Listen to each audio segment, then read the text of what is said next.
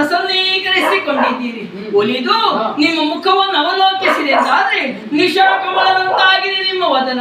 ಯಾರಿಂದ ಬಂದ ಬವಣೆ, ಯಾಕೆ ಜಗನ್ಮಾತೆಯನ್ನು ಸ್ಮರಿಸಿದಿರಿ? ನಿರ್ಭೀತಿಯಿಂದ ತಿಳಿಸಿ.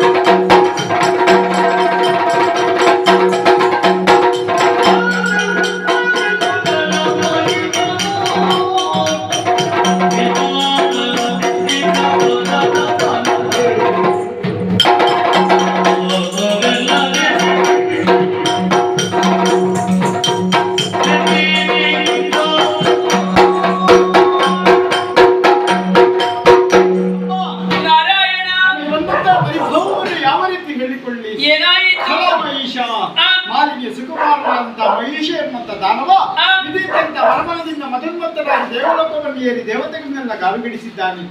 ಪೀಠವನ್ನೇ ವಶಪಡಿಸಿಕೊಂಡಿದ್ದಾನೆ. 14 ಲೋಕವನ್ನು ತನ್ನ ಅಂಕೆಯಲ್ಲಿ ಇಟ್ಟುಕೊಂಡಿದ್ದಾನೆ. ಅಮ್ಮ ಏನು ಚಂದ್ರರ ಸಂಚಾರಕ್ಕೆ ಅಡ್ಡಿಯನ್ನೇ ಎಸಗಿದ್ದಾನೆ. ಸರಿ ಹೇಳುವುದಾದ್ರೆ ಅಧರ್ಮವೇ ತಾಂಡ ಮಾಡ್ತಾ ಇದೆ. ಧರ್ಮ ಎಂಬಂತ ದೇವಿಗೆ ಒಂದು ಪಾದವನ್ನೇ ಭೂಮಿಯಲ್ಲಿ ಊರುವುದಕ್ಕೆ ಕಷ್ಟವಾಗ್ತಾ ಇದೆ.